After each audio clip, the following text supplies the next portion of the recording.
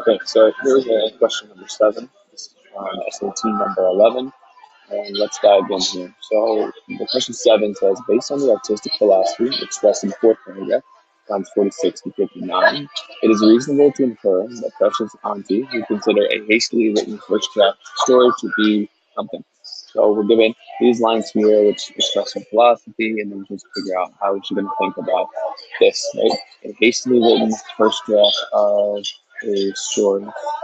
And basically here you have the answer choices, right? This is a paired question.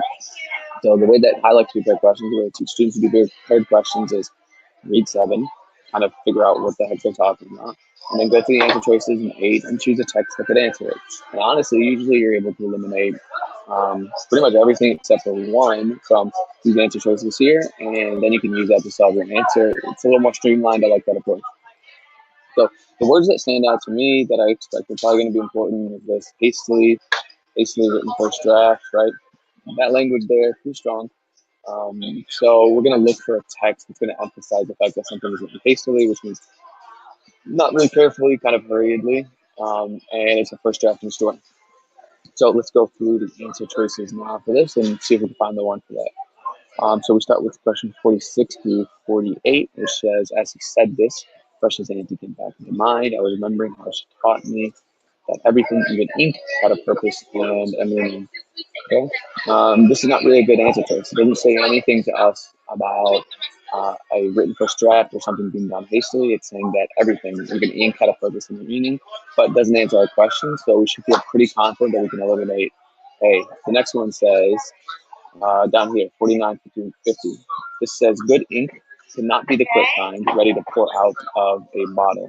This is just her commentary on what she thinks good ink is. It could be extended to maybe talking about something more metaphorical, right? So good ink or any kind of good quality, whatever, creation, artistic creation, it can't be the quick kind. It can't be ready to pour out of a bottle. But even if we take the metaphorical approach to it, it doesn't really tell us anything about a hastily written first draft. Just basically that quality comes from quality cannot be the quick kind ready to pour out the bottle. Not a very strong answer choice, so we're going to eliminate that one as well. And then we go C, which is 52 to 55. And this one says, simply write what is swimming on the top of your brain. And the top is nothing but pond scum, dead leaves, and mosquito spawn. So this happens pretty often on the SAT where they sort of drop you in to a context. So they'll give you a line, a sentence like this, and they're sort of dropping you into a series of sentences or a context that you kind of should know to get a general understanding of the text, right? Sometimes they'll use a pronoun. So the answer choice that they're mentioning will mention the word they or it, which means you have to step outside of the actual lines they give you and pay attention to the context. And this is kind of one of the examples. So what is she talking about when she says you simply write what is swimming on the top of your brain? That's sort of over here, starting from, you can never be an artist if your work comes without effort.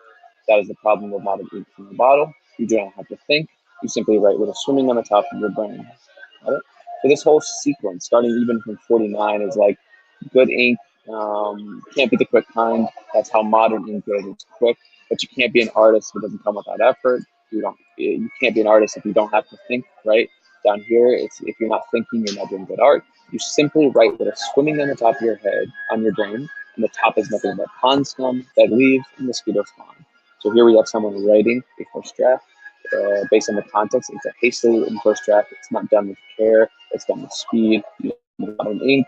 This is a great answer choice. We should probably keep it for now. And let's look at D, which is 57 through 59. And this says you push and you ask yourself, what are my intentions? What is in my heart that matches my mind? And so what she's talking about here is the difference, right? So when you use modern ink, you're just writing whatever's on the top of your head. And then when you're using an actual like ink stick and an actual ink stone, you have to ask yourself, you push and you ask yourself, what are my intentions? What are my heart that matches my mind? There's more deliberation, there's more care that's taken. So this is honestly sort of the opposite of what we want. This is talking about not about a hastily written first draft. This is we're talking about the care that you're going to take when you have sort of the older fashioned inkstone and ink stick. So we can eliminate this option here, which is, let's see. At this point, I go back to the lines because I just want to be really clear and focus on them. I want to be clear about what they're saying and focus on them. So what does she say? What would she say based on these lines about a hastily written first draft? Basically, When you write what is swimming on the top of your brain, it is nothing but pond scum, dead leaves, mosquito spawn. So obviously something negative, and basically sort of worthless, right? And that's pretty good. That's good enough for us to go back to our answer choices for 7.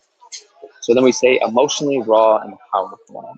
Not a very good answer choice. This raw part might be true because it's like raw, it's unfinished, it's just coming off the top of your head. But this is emphasizing an emotional rawness, a power to it, like a passion to what's being said, which it's not negative enough and it just doesn't capture the meaning. So you can eliminate that one. B says it's creatively satisfying for the author.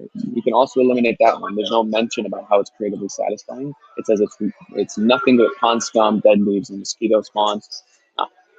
Essentially worthless in and of itself. This is a pretty good answer choice. It is a very strong answer choice, which if you know how I feel about the SAT or the SAT in general, they avoid strong language. They try to keep things general, but essentially worthless.